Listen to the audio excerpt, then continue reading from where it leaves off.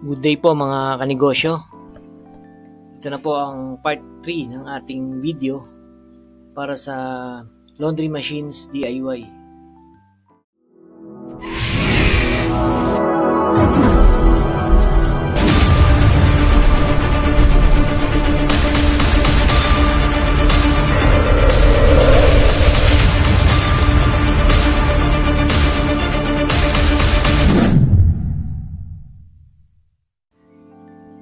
Ito naman po ang oil seal. Ito po ang nasira. Dahil po sira na ang oil seal, so pinapasok na ng tubig yung bearing. Kaya po yung bearing ay kinalawang at nasira. Yun. So angatin po natin yan. Ganyan lang. Screwdriver lang gamit natin para maangat siya. Ayan. Expose na po yung bearing. Kung makikita nyo po, puro kalawang na yung bearing niya. So dalawa po yan. Kabilaan yung bearing na yan. Tatanggalin muna natin yung kabila. Okay. Then babalik rin natin para matanggal din natin itong isang bearing na ito. Dahil papalitan po natin yan, set na po yan ha, papalitan natin. Ang video naman po natin ngayon ay replacement po ng oil seal at 2 sets of bearing. Napanood nyo na po yung nakaraang video natin, yung part 1 and part 2. Ngayon naman po, ito na yung part 3 para makita ninyo kung paano natin papalitan ng bearing set. Okay, unahin po muna natin ang oil seal. Yan.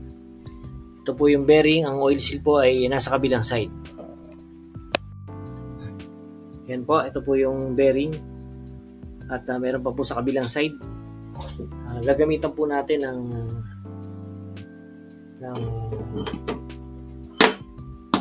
pinaka push rod at martilyo para magpalabas natin yung bearing sa kabila.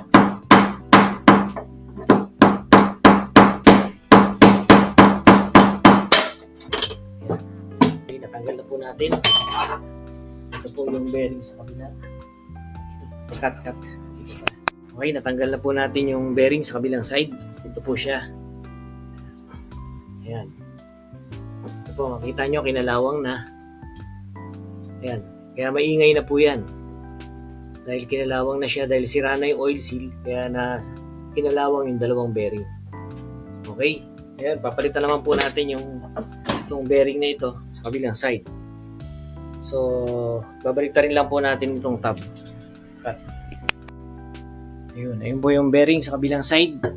So gagamitan natin uli ng push rod na bakal at martilyo.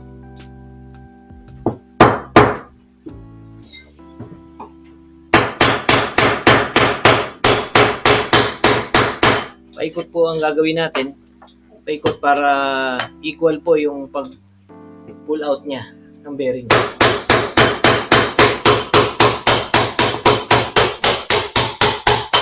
Yan. Narinig niyo po, nalaglag na, no? So, ayan, kukunin natin siya.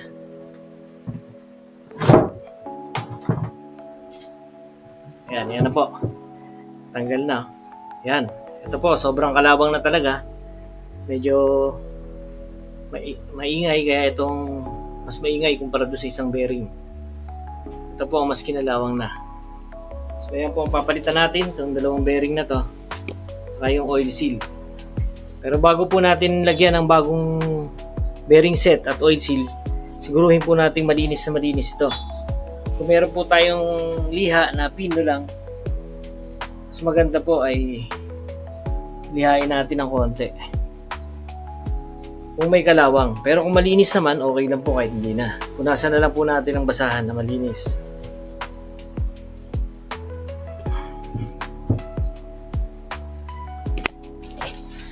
Ayan, ito po yung mga lumang bearing.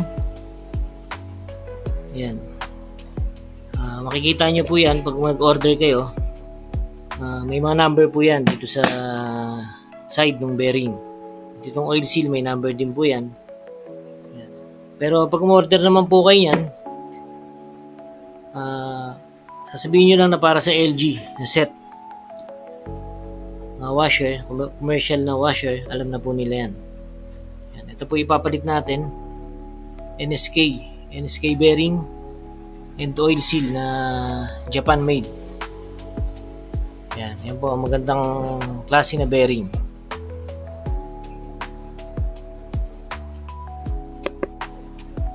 Ngayon, ito na po yung bagong bearing natin. Ito yung luma. Pwede po nating siguruhin muna kung pareho talaga ng diameter. Inside and outside diameter.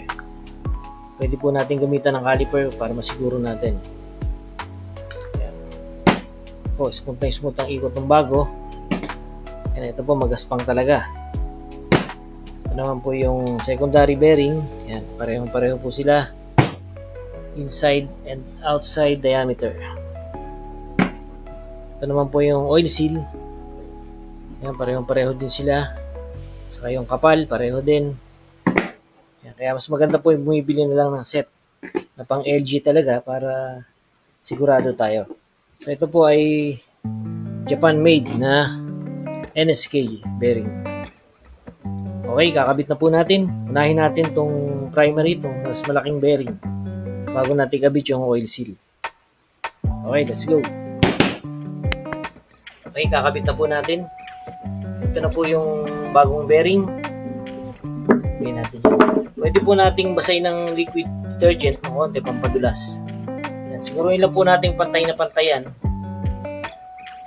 bago natin itulak papasok. Pukin. So, pwede po natin gamitin tong lumang bearing na pangpasok sa loob, pangtulak sa kanya para eksakto. Kaya mas maganda pong ginagamitan ito, lumang bearing, para pantay na pantay. Yan. Ganito rin po ang ginagawa ko sa kotse. Applicable din naman sa dito sa laundry machine.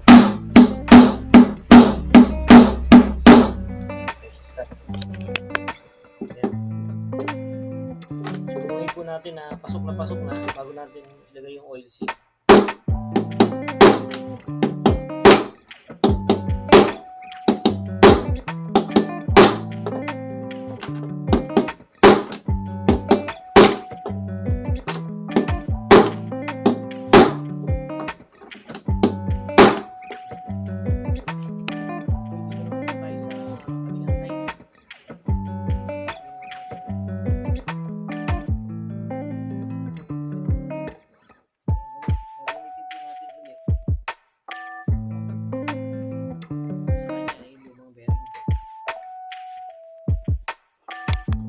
Start.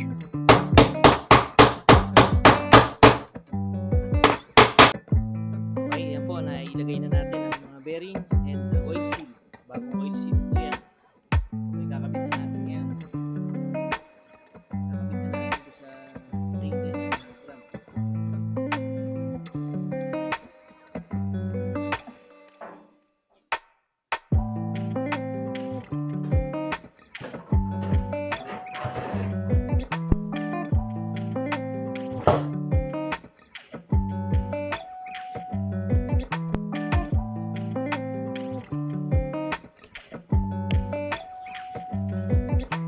Ayan, ikabit na po natin ang stator and magneto.